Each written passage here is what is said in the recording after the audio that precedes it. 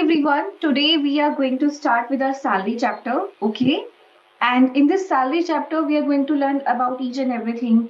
And I'm sure you are definitely going to like the same vibe because you all are into job. तो थोड़ा थोड़ा या किसी ना किसी को देखा होगा कि कोई जॉब भी है या कैसे है. सो हमें मजा आने वाला है. ठीक है. सो जो भी ये प्रैक्टिकल एस्पेक्ट्स के थ्रू ही हम इसको करेंगे. जो भी आपकी खुद की सैलरी से रिलेटेड क्वेश्चंस हो सकते हैं, you can also ask about the same. So you will see your salary slip जिसमें आपके बेसिक कंपोनेंट्स होते हैं, कौन कौन से कंपोनेंट होते हैं, उसका क्या क्या रीजन होता है, ठीक है, उसको कैसे बनाते हैं. This is all something which we are going to discuss. And उसकी टैक्सेबिलिटी क्या होती है, we will also discuss the same in our today's session. So for the next, I would say minimum 3 sessions, we will be covering the salary chapter. So today is Friday, then next Monday, and then Wednesday, we will be covering the salary chapter only. Okay, so let's start with the session now. I am sharing my screen with all of you. Just give me a second. So let's start with our income under the head salary. Okay, income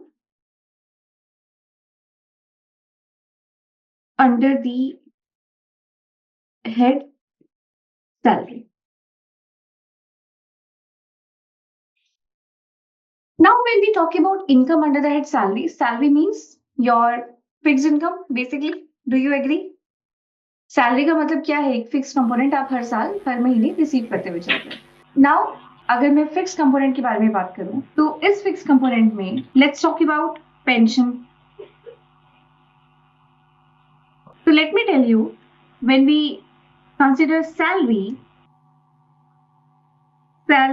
includes pension.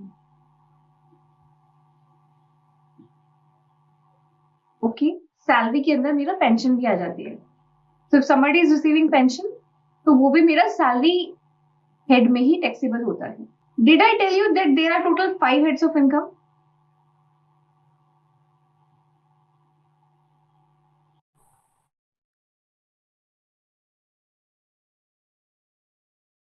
There are total 5 heads of income. One is your income under the head salary.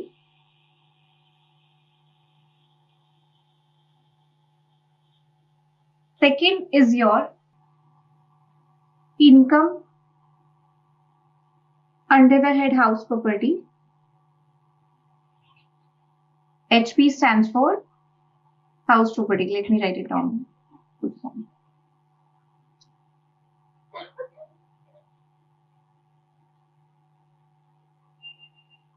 Third is your income under the head business and professions.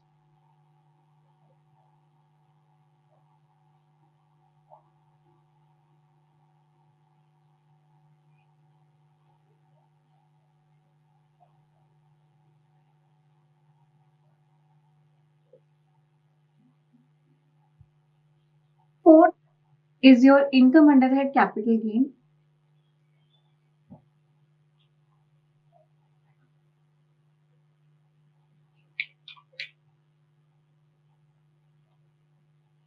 And fifth year is your income from other sources.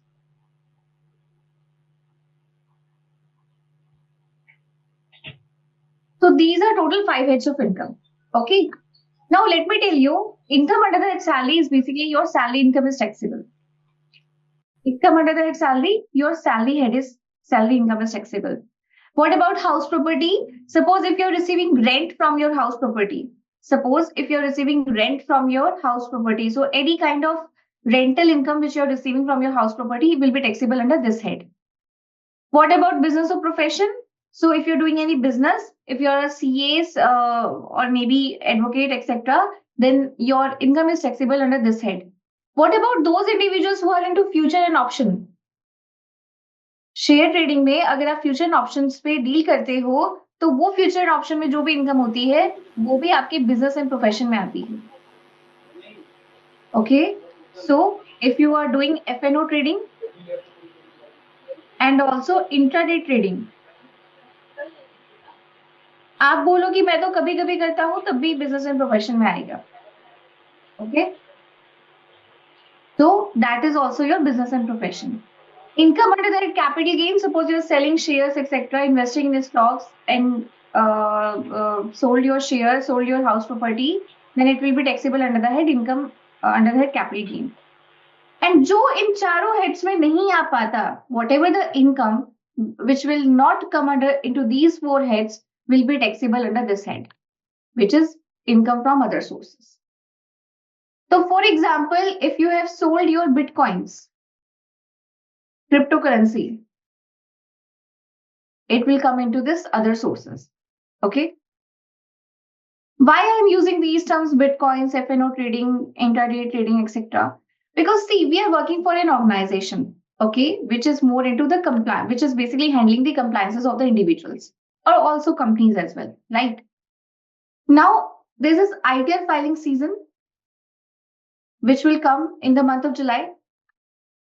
And during the ITR filing season, okay, you will find a lot of individuals who would be dealing into this FNO trading, intraday trading, capital gain, and some of them is also into this Bitcoin. Now Bitcoin is थोड़ा सा कम हो गया है, कम लोग deal करते हैं in comparison to जो Covid के टाइम पे डील कर रहे थे, right? But FNO intraday ये तो अपना है ही है. Are you getting my point? Yes, ma'am. ठीक है, चलिए. तो इसलिए मैं आपको ये चीजें स्पेसिफिकली बताते हुए चल रही हूँ because I know you would be dealing with all these things in future. Now अब अगर हम तो पहले अब हम स्टार्ट करने वाले हैं income under the head salary से. Okay, so first we are starting with our income under the head salary and as I said salary includes pension. Okay, now pension भी किस टाइप की? एक पेंशन होती है जो आप खुद रिसीव कर रहे होते हो, एक पेंशन होती है जो आपके जाने के बाद आपकी फैमिली मेंबर्स रिसीव कर रहे होते हैं, right? So let's see pension भी है तो कौन सा पेंशन है? सो एक पेंशन है you are receiving it yourself, received by you. So taxable under head salary.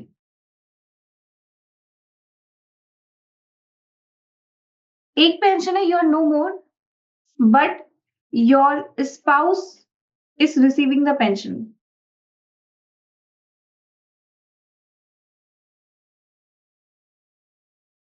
ये वाली जो पेंशन है जो स्पाउस रिसीव कर रहा है वो टैक्सेबल है as other sources income. Why? The reason is very simple. Suppose करो if I was working for a government organization, मैं किसी government entity के लिए काम कर रही थी, तो employer employee relationship था, right?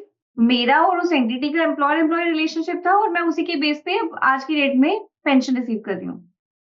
So there was this employer employee relationship which existed and because of which I am receiving the pension. However, do you think कि जो spouse के साथ है उसके साथ कोई employer employee relationship था? स्पाउस के साथ तो नहीं था, डायरेक्टली नहीं था, राइट? स्पाउस तो काम नहीं कर रहा था. लेट्स से कोई आर्मी ऑफिसर है, उसकी वाइफ है, वो वाइफ तो आर्मी के लिए काम नहीं कर रही थी, but she is receiving the pension because of the जो हमारी टर्म्स एंड कंडीशन उसके हिसाब से, ठीक है? तो क्योंकि एम्प्लॉयर एम्प्लॉय रिलेशनशिप डायरेक्टली नहीं है, so therefore it is taxable under the head other sources. Is that clear? Yes, ma'am. Okay. फिर आपकी कुछ और पेंशन आती है like annuity pension. For example आपने LIC की जीवन आनंद योजना ले ली या कोई योजना आपने ले ली and then you are receiving pension out of it, तो वो भी आपका अदर सोर्सेज में ही टैक्सेबल होता है because there is no employer employee relationship. Okay, now salary के लिए there is this one charging section which is your section 15. Section 15 is your charging section. Now, what do we mean by charging section? Charging section वो होता है जो charge लेता है. जैसे for example, you are working for an organization and I'm sure some of you must be in a managerial position. Okay. So if you're into the managerial position, that means you're taking the charge of the responsibilities, right? You're taking the charge of the responsibilities. So charging section, what do we mean by charging section? Which takes the responsibility that yes, this is the income which needs to be taxable under this head. Okay. And for the charging section, one must be aware of that if any income which needs to be taxable under the head salary, there must be an employer-employee relationship. There must be an employee-employer relationship. जैसे आप लोगों का है set India बिज के साथ, ठीक है, एम्प्लॉय एम्प्लॉयर रिलेशनशिप हमारा होना चाहिए. ये दोनों ई लग रही है, let's say R. Okay, next is suppose if you are also into full time job, तो है ही है, तो एक तरीके से फुल टाइम जॉब अगर आपकी है तो वो तो है. What about the part time job?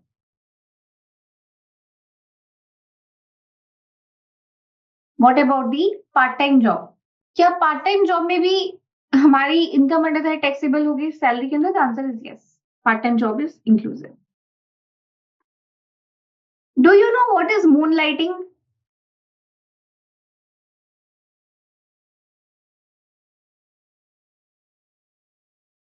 किसी को पता है मून लाइटिंग क्या होता है?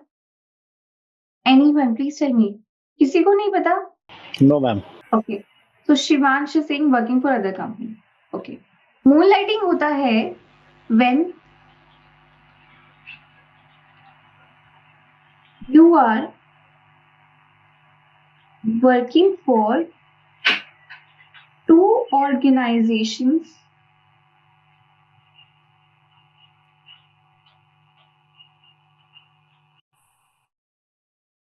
simultaneously.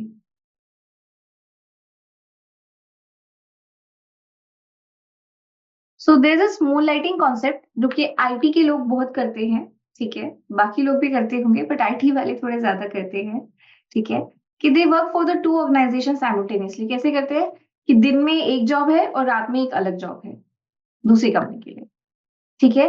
So if you are into this moonlighting then also जो भी आपको दोनों ऑर्गेनाइजेशन से इनकम आ रही है वो भी आपकी टैक्सेबल है under the head salary. If you have changed your jobs during the year, आज इस कंपनी ए के साथ काम करते हो, कल कंपनी बी के साथ काम करोगे, तो भी वो आपका मून लाइटिंग तो भी वो आपका income taxable under the head salary है. जो सैलरी है ना वो टैक्सेबल होती है due or received whichever is earlier.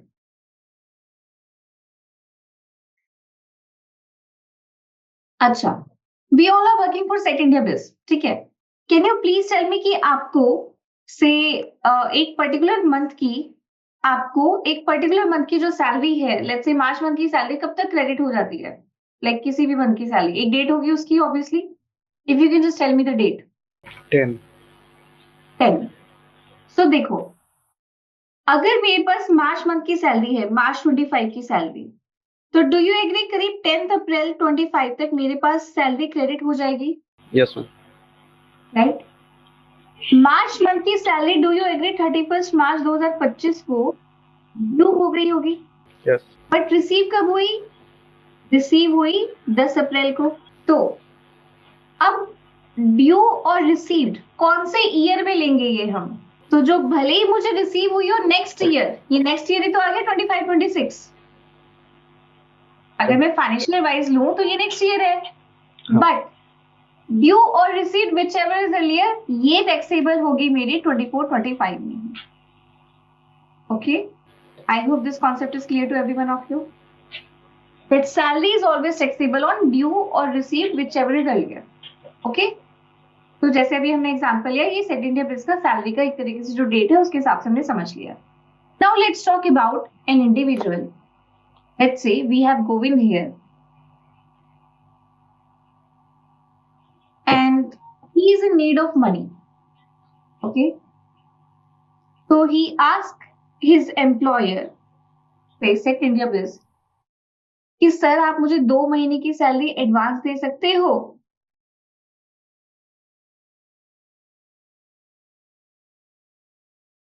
और कौन से 2 महीने की है? एक है अप्रैल 25 की और लेट्स से मई 25 की. आप मुझे 2 महीने की सैलरी एडवांस दे दीजिए प्लीज, ठीक है. और गोविंद को ये सैलरी मिल गई लेट्स से ऑन 27 मार्च 2025 को. 2 महीने की एडवांस सैलरी मिल गई. अब डू यू एग्री ये सैलरी तो नेक्स्ट ईयर से पर्टेन करती है? अगर मुझे अप्रैल 25 और मई 25 की सैलरी है तो वो तो नेक्स्ट ईयर से मिलेगी मुझे, राइट? बट अगर टैक्सेबिलिटी के बारे में बात करें तो टैक्सेबल होगी वो इसी साल ही। सो अगर मेरे 12 महीने कवर होते हैं इसी साल में, मतलब हर साल में 12 ही होते हैं, तो प्लस 2 महीने की मैंने एडवांस ली, तो 14 मंथ्स की सैलरी मेरी टैक्सेबल हो जाएगी in this financial year 24-25, because I have received the salary in advance. Is that clear? Yes, ma'am.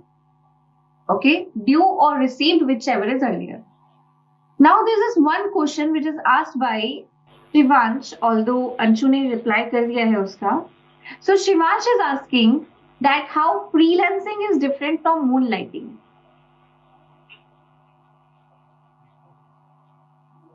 एक टर्म है freelancing, एक है moonlighting.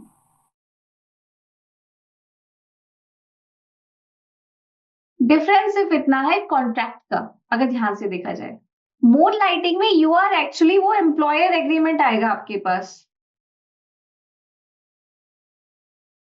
ऑफर लेटर वगैरह आता है ना प्रॉपर, कि ये आपका ऑफर लेटर है, एम्प्लॉयर एग्रीमेंट आपके पास होगा. तो basically let's say if I am working for Set India बिज, तो साथ में मेरे पास तो सेट इंडिया बिज का ऑफर लेटर होगा, जो भी मेरे पास डॉक्यूमेंट होगा उन्होंने दिया होगा. साथ में कोई दूसरी ऑर्गेनाइजेशन है, मैं उसके लिए भी काम कर रही हूँ, तो उसका भी ऑफर लेटर होगा, और मैं फुल टाइम वर्क कर रही हूँ दोनों ऑर्गेनाइजेशन में. ठीक है, that is your moon lighting. और ये नॉर्मली उनके लिए ज्यादा ओके होता है जो आईटी में होते हैं, because they can work from anywhere. Okay, now freelancing is something which I am doing. Okay, so as I told you, I am a CA in practice. ठीक है, मैं full time CA in practice हूँ, but this teaching area जो मैं करती हूँ अपना teaching का काम, ये मेरा क्या है, ये मेरा फ्रीलांसिंग वर्क है. सो अगर मैं किसी कॉन्ट्रैक्ट में भी हूँ, तो किस टाइप के कॉन्ट्रैक्ट में हूँ कि मैं ये काम करूंगी. लेट्स से मैं कितनी क्लासेस लेती हूँ आपकी महीने में या हफ्ते में, एक तरीके से I am teaching you only for 3 hours in a week, right? Right. MWF 3 hours, 3.5 hours basically, right? इससे ज्यादा तो नहीं ले रही. सो ये क्या है, इससे ज्यादा मेरा कमिटमेंट भी नहीं है इस मोमेंट पे अभी, right? So this is my freelancing. I am not working for से Set India base on regular basis. It's only MWF, एक स्पेसिफाइड टाइम है उसमें मैं काम करती हूँ, उसके बाद मैं अपने जो भी मेरे रेगुलर काम है मैं वो करती हूँ. Are you getting my point? I hope you have understood the difference between the freelancing and the moonlighting. Okay? Yes, ma'am. Anshu is saying, so ma'am advance salary लेना नहीं चाहिए. ले सकते हो, देखो एडवांस सैलरी ले सकते हैं अगर मुझे जरूरत है तो. ऐसे बहुत सारे लोग हैं अगर जो घर खरीद रहे हो या कुछ कर रहे हो तो पैसों की जरूरत पड़ती है, तो भगवान ना करे कि हमें एडवांस सैलरी लेना पड़े. हमारा जो भी सैलरी मिल रहा है हमें उसी में गुजारा चल जाए, but at the same time अगर जरूरत है तो ऑब्वियसली लेनी चाहिए या ले सकते हैं अगर कंपनी आपको अलाउ करती है तो. ठीक है, so taxability is a different scenario, but उस मोमेंट पे हमें नीड देखनी पड़ेगी ना कि टैक्सेबिलिटी. ठीक है, चलिए यहां तक आ गया. अब सपोज करो एक पार्टनरशिप फर्म है,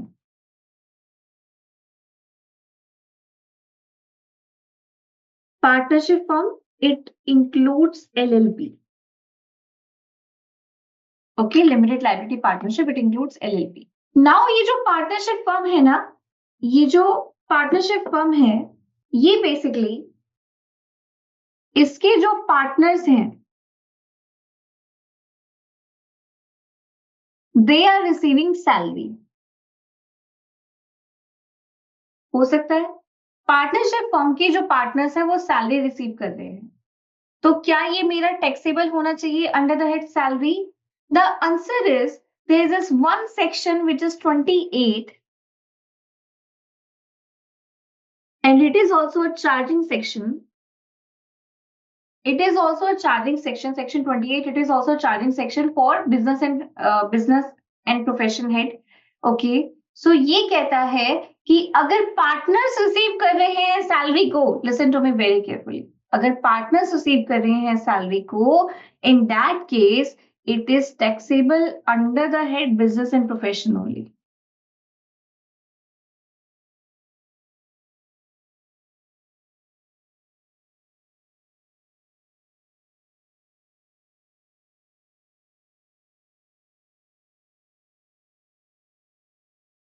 अब आप बोलोगे कि ये तो सैलरी है, पार्टनर्स को आई। देखो, पार्टनर्स का खुद का ही बिजनेस है वो तो, राइट?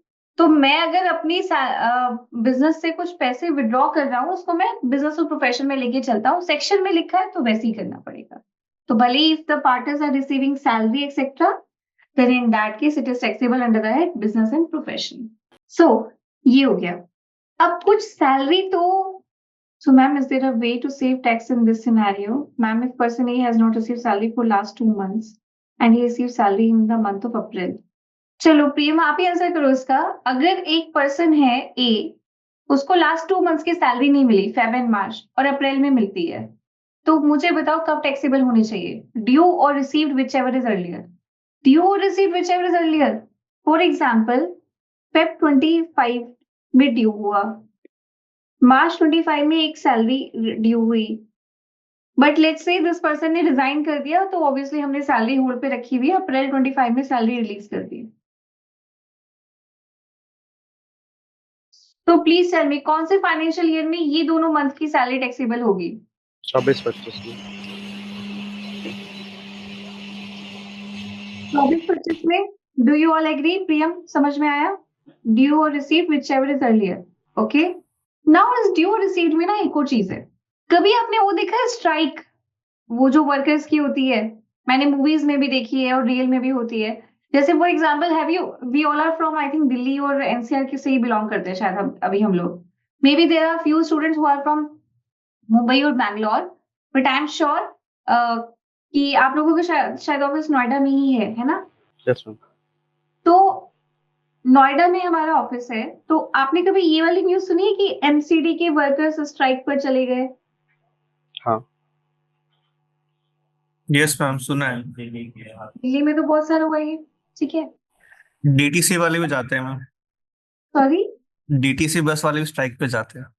हाँ, डीटीसी वाले भी जाते हैं, ये सारे वर्कर्स स्ट्राइक पे जाते हैं। अब इनका स्ट्राइक का रीजन बताऊं क्या है? सिंपल सा है कि मेरी हो सकता है रेगुलर सैलरी आ रही हो, ओके, बट सपोज इंक्रीमेंट होना था अप्रैल 24 में, और डिपार्टमेंट कहती है कि it should be 10,000 as per department या as per organisation, but workers कहते हैं कि 15,000 होना चाहिए एज पर वर्कर्स। ओके, तो डू यू एग्री 5,000 की मेरी डिस्प्यूटेड सैलरी है?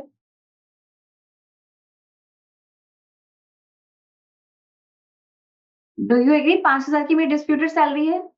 5,000 is my disputed salary in this case. Yes ma'am. ये ऑर्गेनाइजेशन कह रही है कि 10,000 रुपए की आपकी सैलरी होनी चाहिए इंक्रीमेंट, और वर्कर्स कह रहे हैं that 15,000 should be the salary increment, so 5,000 is my disputed salary.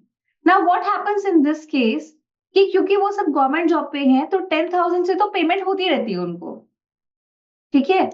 अप्रैल 24, मई 24 में भी 10,000 आ जाएंगे, ऐसे करके उनके पास जून 24 में भी 10,000 आ जाएंगे, और ये जो वर्कर्स हैं ये चले जाते हैं फिर स्ट्राइक पे इन 5,000 रुपए के लिए, ठीक है। अब जब ये स्ट्राइक पे गए, या जिस भी तरीके से वो लोग अपना डिस्प्यूट शो करना चाहें वैसे करते हैं, ठीक है। कभी आपने कुछ मूवीज भी देखी होंगी जहाँ पे फैक्ट्री के वर्कर्स चले गए, पूरा फैक्ट्री का जो यूनियन है वो चला गया स्ट्राइक पे। कुछ मूवीज ऐसी भी हैं जहाँ पे यूनियन स्ट्राइक पे चला गया, एंड उस हिसाब से फिर वो लड़ाई झगड़ा करते हैं कि इतना सैलरी मिलना चाहिए, ये हमारा हक है एंड ऑल, राइट। सो अब जो डिपार्टमेंट है, जो एंटिटी है, वो अप्रैल 25 तक आते आते हार मान जाती है और कहती है कि ठीक है, एक काम करो, ये जो डिस्प्यूटेड सैलरी थी 5,000 रुपए पर मंथ की, 12 महीने की, ये 60,000 लो, तुम्हें 15,000 रुपए से ही हम लोग पेमेंट कर देंगे, ठीक है। 15,000 से ही पेमेंट कर देंगे। नाउ 15,000 से ही मुझे पेमेंट आ जाएगी। So listen to me very carefully now. अब 15,000 से मेरे पास पेमेंट आ गई, ये डू यू एग्री ये मेरा अरियर्स ऑफ सैलरी है। अरियर्स मतलब ऐसा अमाउंट जो मैंने रिसीव नहीं करा, राइट, और सडनली मेरे पास फिर पूरा का पूरा इकट्ठा बन के आ गया। सो अगर अरियर्स ऑफ सैलरी है और वो अगर डिस्प्यूटेड है तो it is taxable in the year in which it is received. Okay, it is taxable in the year in which it is received. So भले ही अब ये पर्टेन करता हो अप्रैल 24 से मार्च 25 तक, still since we have received the same in April 25, it is taxable in the year which it is received. It is taxable in the year 25-26. Okay, is that clear? Yes, ma'am. Okay, so if I summarize my discussion, can I say taxability of salary?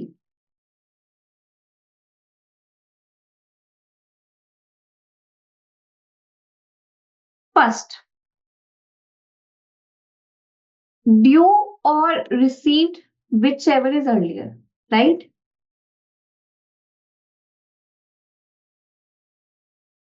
पहला तो ये है due or received whichever is earlier. Second, अगर advance salary है, अगर advance salary है तो when received तब हम उसको टैक्सेबल कर देंगे, जब रिसीव करेंगे तब टैक्सेबल कर देंगे. थर्ड, अगर अरियर्स ऑफ सैलरी है, अरियर्स ऑफ सैलरी मतलब डिस्प्यूटेड वन,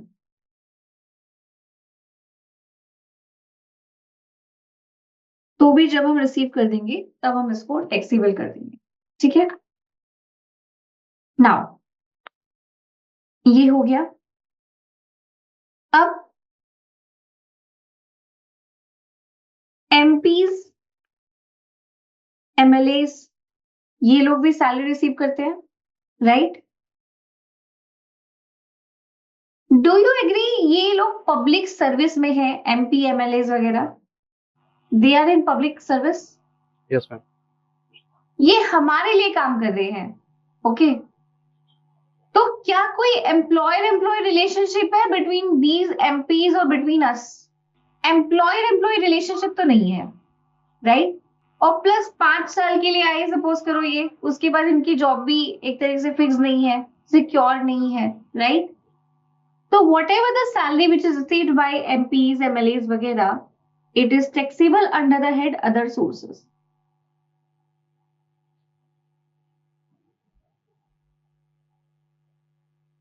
ये मेरा अदर सोर्सेस के अंदर टैक्सेबल है. समझ में आया या नहीं आया, please tell me. Yes, ma'am. ठीक है, परफेक्ट. नाउ यहाँ तक आई होप क्लियर. किसी का कोई क्वेश्चन हो तो प्लीज पूछ लो, बिकॉज अब मैं थोड़ा सा और प्रैक्टिकल चीजें इंक्लूड कर रही हूँ. ठीक है, now in order to make the class quite engaging, could you please tell me कि जो आपको सैलरी स्लिप मिलता है आप लोगों को सबको, Yes, ma'am. Yes ma'am. तो आपकी सैलरी स्लिप में जो भी सेट इंडिया बिज का सैलरी स्लिप है, आप मुझे सिर्फ कंपोनेंट्स बता सकते हो क्या क्या लिखा हुआ है. एक हो सकता है यहाँ पे अर्निंग साइड हो और एक यहाँ पे डिडक्शन साइड हो, राइट? तो अगर आप मुझे बस कंपोनेंट बता दो, then I will explain this components to you. पहले तो लिखा होगा बेसिक सैलरी, मुझे सिर्फ कंपोनेंट जानना है. हाउस रेंट अलाउंस होता है मैम. ओके, बेसिक सैलरी, फिर उसके बाद हाउस रेंट अलाउंस है. फिर transport allowance, okay, transport allowance, और देन क्या फिक्स्ड है? Allowance. Fixed allowance. Fixed allowance. और भी कुछ है हमारे पास? नो मैम, बस इतने में हो जाता. और डिडक्शन साइड पे भी कुछ है, पीएफ वगैरह? ये डिडक्शन अभी होता है. क्या डिडक्शन है मैम. डिडक्शन है? हाँ. किस किस टाइप का डिडक्शन है? पीएफ हो गया, टीडीएस हो गया, और दूसरा ESIC. ESIC है, प्लस ये PT भी है. क्या है? पीटी. ओके, हाँ. प्रोफेशनल. Okay, Professional. और बस यही है कंपोनेंट्स? सबका यही है, इससे ज्यादा तो कुछ नहीं होगा किसी का? एक मिनट चेक करके बता रहा हूँ. किसी में एक्स्ट्रा हो तो प्लीज बता दो, because we will understand from our organization perspective, then हम धीरे धीरे बाकी चीजें भी करेंगे, तो इससे हमें समझ में आएगा स्ट्रक्चर.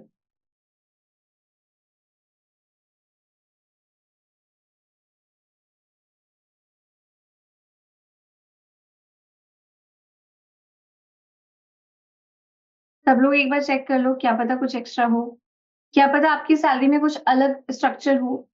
LWF क्या होता है Devanshi? Labour welfare fund.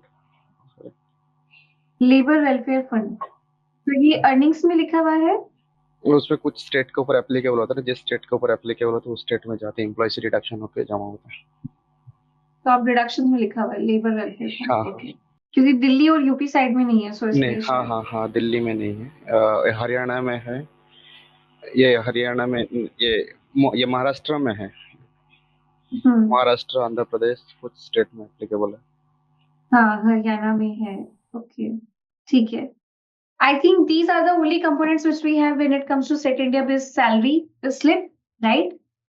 Now let me tell you what happens and why do we need these components. In components की हमें जरूरत क्यों है from the organization point of view or from the point of view of the employees as well. Okay. पहले I will cover the earnings part and then I will come to this reduction part. Delhi में नहीं applicable है अनुज, because Delhi का तो मैं खुद भी handle करती हूँ LWF। ये दिल्ली में नहीं है। दिल्ली में नहीं है, यूपी में नहीं है। अदरवाइज मुझे पता होता है क्योंकि I also work as a payroll consultant, और आज तो सैलरी भी प्रोसेस करनी है। हमारे केस में बहुत सारी कंपनीज, IT जो कंपनीज हैं, उनकी लास्ट सैलरी है 25 ईद। तो ईद की वजह से उन एंटिटी तो आज ही हमें सैलरी प्रोसेस करनी है। ठीक है, संतोष कह रहे हैं कि कुछ परफॉर्मेंस इंसेंटिव भी है, बोनस एक्सेट्रा, ये सब भी होते हैं। ठीक है,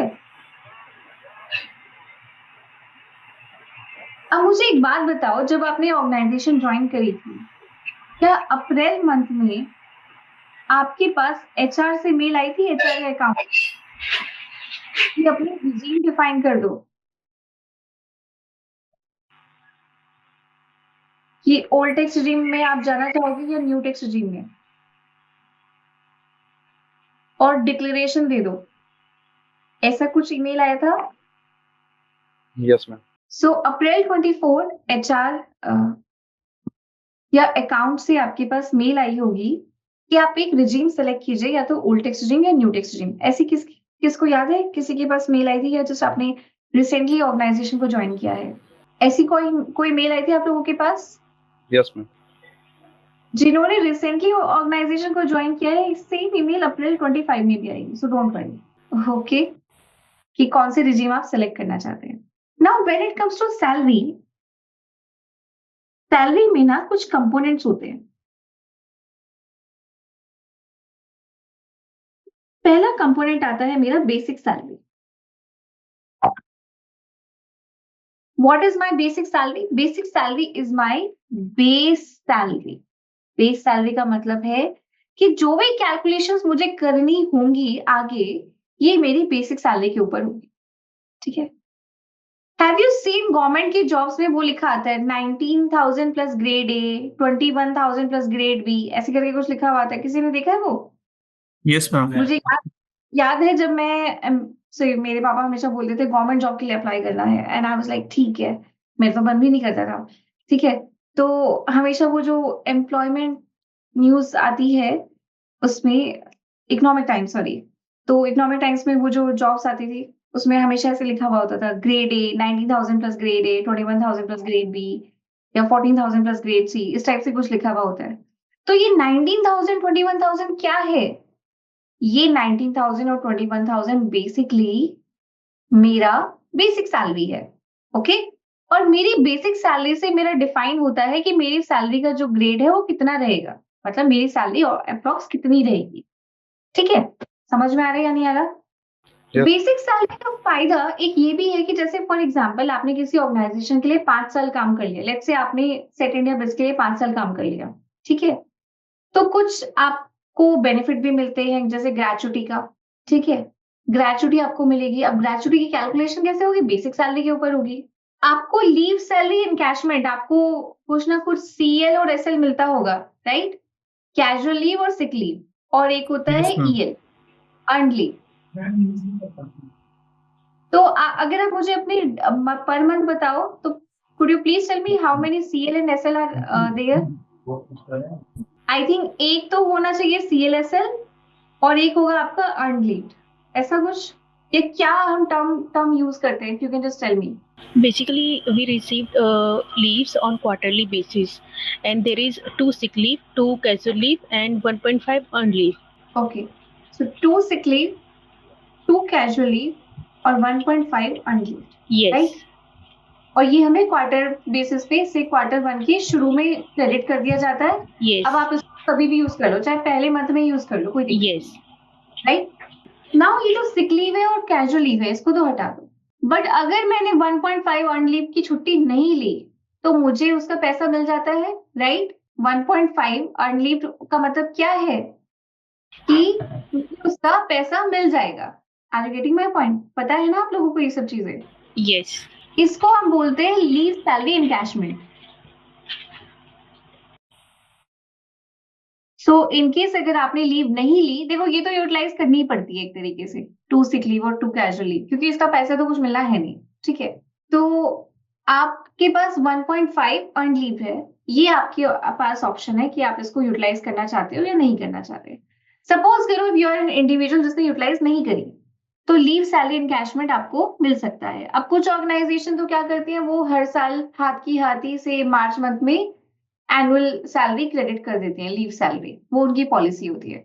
और कुछ ऑर्गेनाइजेशन होती है कि जब आप ऑर्गेनाइजेशन छोड़कर जाओगे तब हम आपको एंड में ही देंगे सारा पैसा, right? So it depends from one organization to another organization कि वो किस तरीके से इसको लाइक क्रेडिट करती हैं, बट ये कॉन्सेप्ट एग्जिस्ट करता है. I request every one of you to please relate all these concepts with your own organization which is Set India based. ठीक है? इससे क्या होगा, आपको ऑर्गेनाइजेशन कैसे काम करती है वो समझ में आएगा और उनका सैलरी कैसे काम करता है वो समझ में आएगा, ठीक है? You must have heard about this CTC part, CTC gross salary. सुना है किसी ने कि अरे वो तो 6 लाख की जॉब लग गई, सपोज करो सीटीसी. बट जब सीटीसी मेरा 6 लाख बोला जाता है तो मैं मान के चलता हूँ कि 50,000 रुपए मेरे इन हैंड आने चाहिए. CTC if my 6 lakh, then बहुत सारे लोग सोच के चलते हैं अरे 6 लाख का मतलब है 50,000 रुपए की मेरे कैश अकाउंट में क्रेडिट हो जाएगा. पर 50 लाख कभी होते नहीं है. 50,000 देर सम डिडक्शंस आर देयर, ओके? तो वो डिडक्शंस कैसे हैं और क्यों ऑर्गेनाइजेशन ऐसे सीटीसी बोलकर आपको हायर करती है, ठीक है? What is CTC which is cost to company? So ये चीज I would request every one of you कि प्लीज आप कोरिलेट कीजिए इस इंफॉर्मेशन को विद योर ओन ऑर्गेनाइजेशन. बात हमें इस ऑर्गेनाइजेशन को समझने की नहीं है, बात ये है कि कल को भी अगर मैं से कहीं और भी जाता हूँ तो मुझे समझ में आएगा कि अच्छा ऑर्गेनाइजेशन ऐसे काम करती है and this is my CTC, and then you can eventually आप बिंदास अच्छी तरीके से किसी भी पर्सन के साथ डील कर सकते हो. समझने अब जैसे मुझे याद है कि जब मैंने सीए क्लियर करी थी तो बैक इन 2018, तो मेरी जो जॉब है वो आईसीआईसीआई बैंक में लगी थी, ओके? आईसीआईसीआई बैंक में जो मेरा ऑफर लेटर था, the CTC was 8 lakh rupees. Very nice, ठीक है? सीटीसी 8 लाख रुपीस है, किसको नहीं चाहिए 8 लाख रुपए की सैलरी? उस वक्त फ्रेशर के लिए काफी अच्छी होती थी, ठीक है? CTC is 8 lakh. इसमें कुछ इन्होंने परफॉर्मेंस इंसेंटिव डाल दिए, वो 2 लाख के डाल दिए. मेरा ग्रॉस सैलरी है 6 लाख. और ये जो परफॉर्मेंस इंसेंटिव है ये भी जरूरी नहीं कि आपको मिलेंगे, क्योंकि वो तो आपकी परफॉर्मेंस के बेस पे है. So if the organization is saying that they will give you 10% performance incentive, it is not necessary you will get this 10%. हो सकता है मुझे आपकी परफॉर्मेंस बिल्कुल ही पसंद ना आए, फिर भी मैं आपको 5% दे रहा हूँ, right? So the actual salary is the gross salary जो आप एक्चुअल में अपने अकाउंट में रिसीव करते हो, उसमें भी फिर अलग डिडक्शन टीडीएस के, पीएफ के, ठीक है? So this is something which we will understand in the upcoming sessions as well, like how this organization works. Okay, so component में first is your basic salary, and basic salary is your base salary. So that means whatever the calculations you are going to do for say gratuity purpose, for leave salary encashment, for any other purpose, or even for HRA as well, HRA का exemption वगैरह चाहिए, so you need to use this basic salary. Okay. Second comes your dearness allowance, DA. The full form of DA is dearness allowance. Okay, the full form of DA is DNS allowance. Now DNS allowance क्या होता है? In Hindi we call it as महंगाई भत्ता. Okay, so you must have heard about देखो private organisation में तो नहीं मिलता, चाहे वो सेट इंडिया बिज हो चाहे रिलायंस इंडस्ट्रीज हो, ठीक है, नहीं मिलता। प्राइवेट ऑर्गेनाइजेशन में डीए मोस्टली नहीं देते, चाहे टाटा मोटर्स हो चाहे इन्फोसिस हो, नहीं मिलता। डीए मिलता है नॉर्मली गवर्नमेंट एम्प्लॉयज की सैलरी स्लिप में, आप देखोगे कि उनको डीए मिला है, ठीक है। तो कोई प्राइवेट कंपनी दे रही हो तो डेफिनेटली वो एक अलग सिनेरियो है, but normally you will not find this DA concept in companies like से कैपजेमिनी, एडोब, इनमें भी नहीं है। तो डीए होता है मेरा महंगाई भत्ता, मतलब जैसे जैसे मेरा इन्फ्लेशन बढ़ेगा वैसे वैसे मेरा डीए इंक्रीज होता जाएगा। अब ये भी ना डीए दो टाइप का होता है, which is in terms and not in terms. In terms में आता है मेरा which is being part of retirement benefits.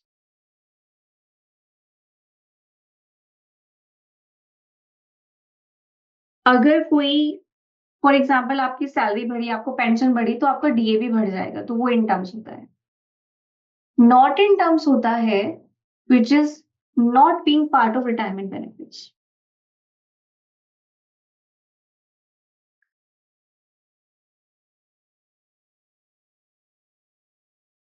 ये आपके रिटायरमेंट बेनिफिट्स का पार्ट नहीं है, ठीक है।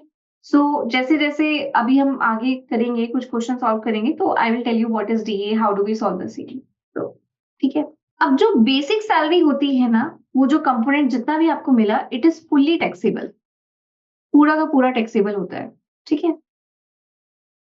डीए भी आपका पूरा का पूरा टैक्सेबल होता है, कुछ भी आपका एग्जेम्पशन नहीं होता। तो now if I see the salary slip of set India बिज, कैन आई से जो बेसिक सैलरी है it is my fully taxable, जो भी आपको कंपोनेंट मिला, हाँ। और डीए तो हमें नहीं मिल रहा है, बट हमें मिल रहा है HRA. Okay, this is my house rental allowance. Let's start with our HRA part. DA private organisations नहीं देती हैं, तो डीए नहीं मिल रहा, कोई बात नहीं। अब हम एचआरए स्टार्ट करते हैं, which is your house rental allowance.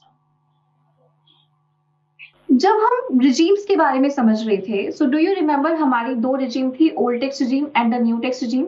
Old tax regime में हमें डिडक्शन मिल जाती है, राइट। ओल्ड टैक्स रिजीम में हमें डिडक्शन मिल जाती है, ओके। और न्यू टैक्स रिजीम में हमें डिडक्शन नहीं मिलती, ठीक है। सो ओल्ड टैक्स रिजीम में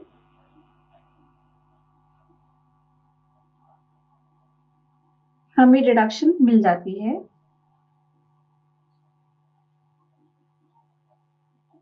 और न्यू टैक्स रिजीम में हमें डिडक्शन नहीं मिलती है ना। सो डू यू थिंक जो एचआरए की एग्जेम्पशन है, और अगर वो किसी को लेनी है, तो वो ओल्ड टैक्स रिजीम के बंदे को मिले, मतलब सोचना चाहिए उसके बारे में। If somebody wants to pursue the old tax regime का टैक्स का स्लैब रेट, तभी वो परस्यू करेगा उसको, right. If your salary is up to से 6.5 और 7 lakh rupees, then there is no point of going to old tax regime. New tax regime जब खुद ही बोले 7 लाख तक कोई टैक्स नहीं है, ठीक है, तो मैं तो न्यू टैक्स रिजीम करके ही खत्म कर दूंगी। समझ में आ रहा है या नहीं आ रहा? Yes ma'am. लेकिन एक चीज मैं आपको बता दूं, कई बार हम सिर्फ सैलरी देखते हैं अपनी, कि मेरी salary let's say 7 lakh rupees है, और हम लोग सोचते हैं हम तो न्यू टैक्स रिजीम में आ रहे हैं, टैक्स एप्लीकेबल नहीं है। Do you agree? बट आप बाकी इनकम भी तो देखोगे, सपोज करो कैपिटल गेन है या नहीं, आपको बैंक का इंटरेस्ट कितना मिला, ये सब मिला के आपका 7 लाख होना चाहिए।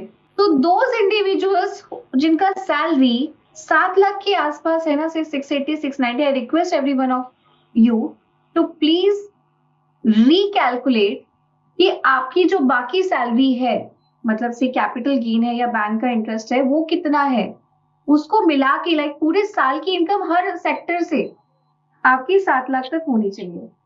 अगर वो 7 लाख तक है तो ही आपका कोई टैक्स नहीं लगेगा। अगर आपको लगता है कि मेरी सैलरी ही 7 लाख है और मेरी कोई दूसरी इनकम नहीं है, दूसरी इनकम में आपका बैंक का इंटरेस्ट भी आ जाता है, अगर मैं आपको बोलूं तो दूसरी इनकम में अगर आपने छोटे मोटे कैपिटल गेन पे कर दिया इन्वेस्ट तो वो भी आ जाता है, ठीक है। तो सैलरी मेरी 7 लाख और कैपिटल गेन और बैंक इंटरेस्ट मिला के 7 लाख तक है, तो मेरा न्यू टैक्स रिजीम में कोई टैक्स नहीं बनेगा। इसमें भी कैपिटल गेन में कुछ स्पेशल रेट ऑफ इनकम आ जाती है, वो सब आ जाती है, तो वो सब हम पढ़ेंगे। Let's talk about house rental allowance.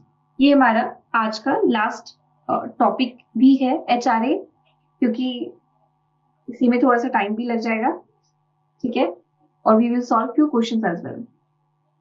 अब HRA क्या होता है? जो भी आपने HRA रिसीव करा पूरे साल का, आपको पर मंथ मिलता है, उसको पूरे साल का आपने जो HRA रिसीव करा, ठीक है, उसमें से you can get the exemption under section 1013A। अब एग्जेम्पशन की लिमिट क्या है? Let's understand. Whatever is the amount which you have received, HRA received. Second, rent paid minus 10% of salary. Third, 40% of salary or 50% of salary is when you are in Delhi, Mumbai,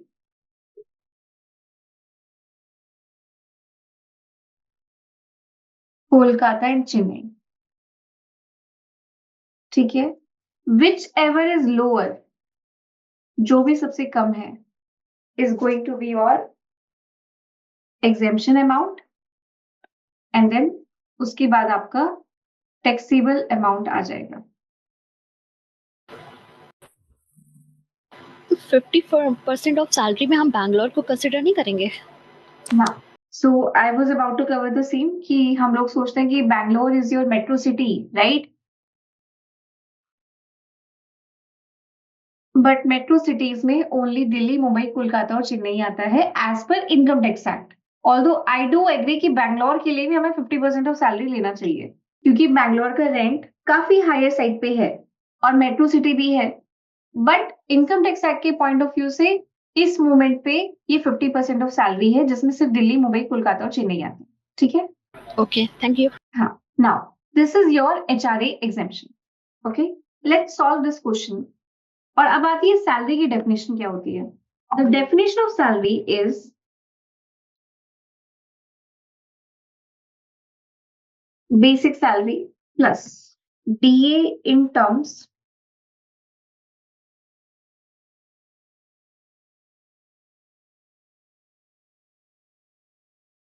plus turnover commission. Basic salary plus DA in terms plus turnover commission. This is the definition of salary. ठीक है, चलिए ma'am यहाँ पे एक question था मेरा।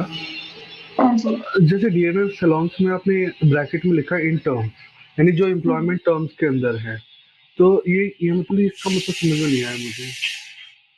तो समझ में नहीं आया मतलब? आपने लिखा है ना इन टर्म्स, मतलब जो एम्प्लॉयमेंट टर्म्स के अंदर में आता हो DA, उसको हम अच्छा, जो include रिटायरमेंट बेनिफिट का पार्ट है। हाँ, रिटायरमेंट बेनिफिट से अगर है तभी वो लेंगे हम यहाँ पे, अदरवाइज नहीं लेंगे। एग्जैक्टली, तो अदर कौन सा होता होगा? मैं बता देती हूँ, मैं अभी जस्ट क्वेश्चन निकाल रही हूँ, just give me a second, because I have created so many questions for HRA as well.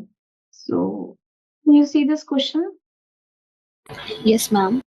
So, as you can see, an employee receives a basic salary of 40,000 rupees per month. DA is given 10,000 rupees per month, 20% of which forms part of retirement benefits, and a commission of 2% on sales turnover of 12 lakh for the year. What would be the salary considered for HRA exemption calculation on annual basis?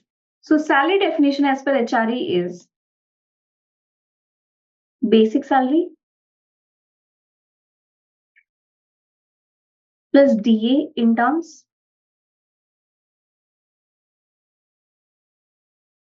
plus turnover commission, right?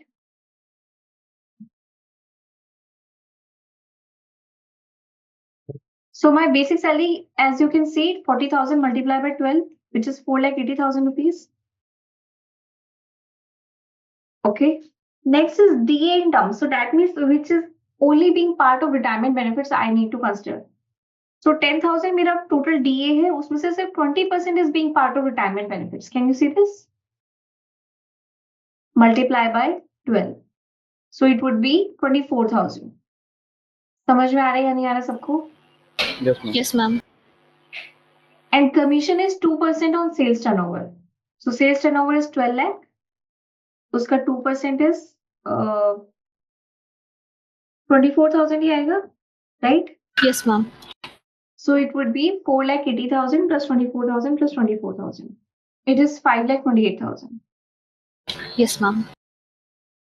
ये मेरा HRA की salary मैंने calculate करी है as पर जो हमारा definition है उसके हिसाब से.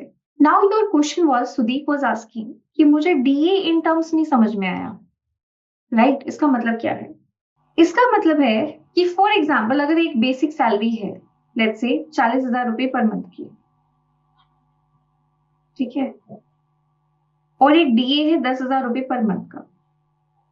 अब इसमें से इन टर्म्स वाला है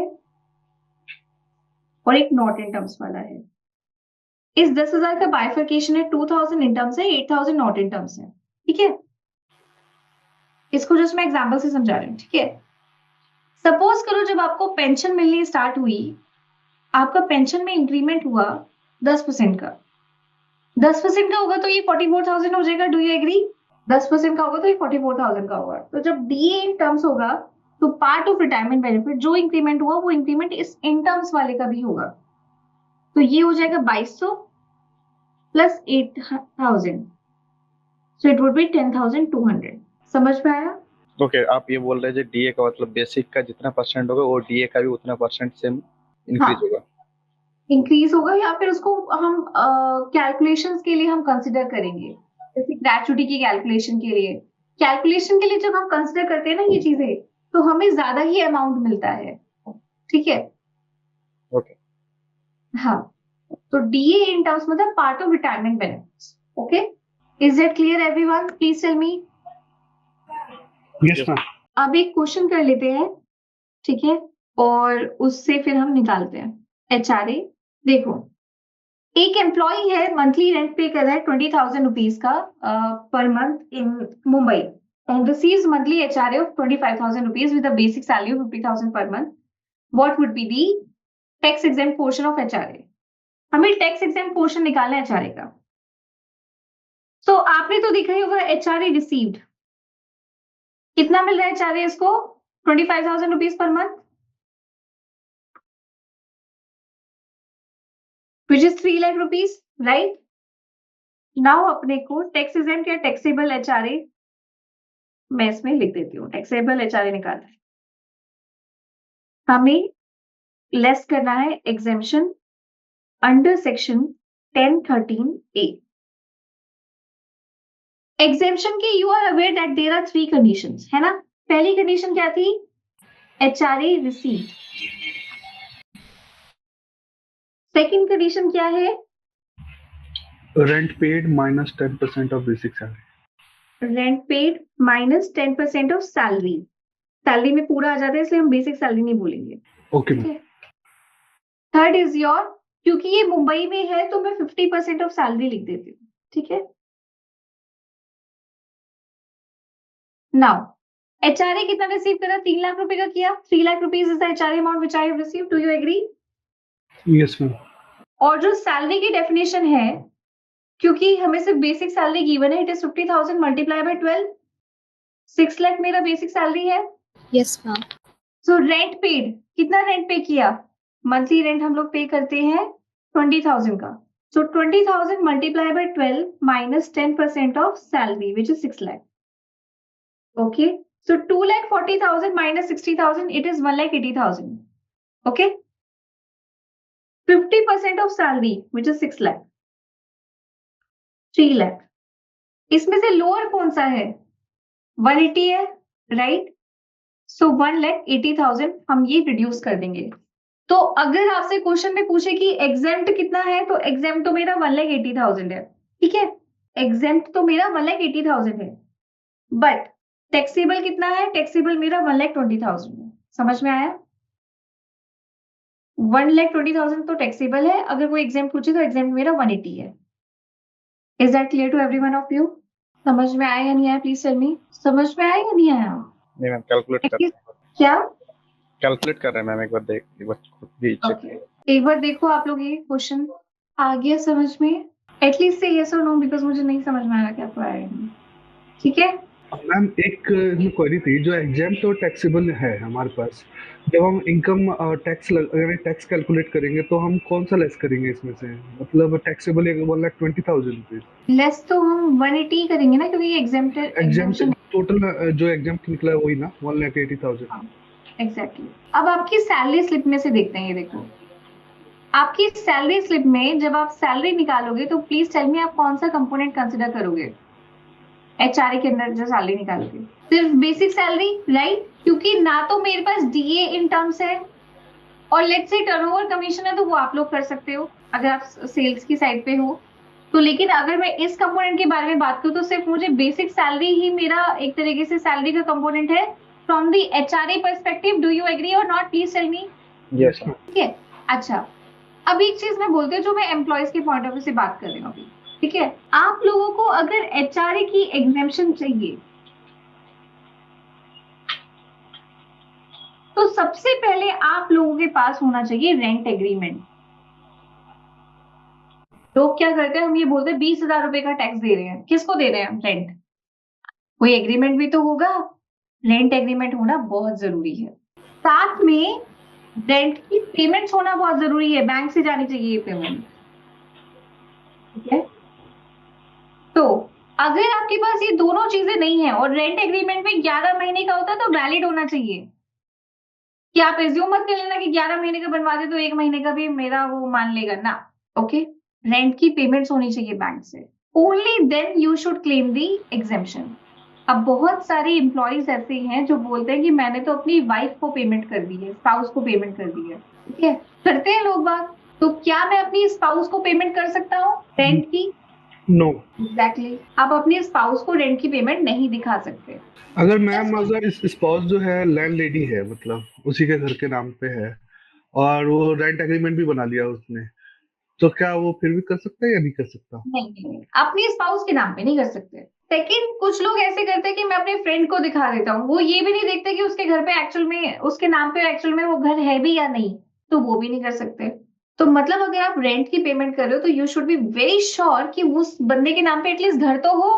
ओके, उस बंदे के नाम पे एटलीस्ट घर हो, उसको पेमेंट जा रही हो, उसके साथ रेंट एग्रीमेंट हो।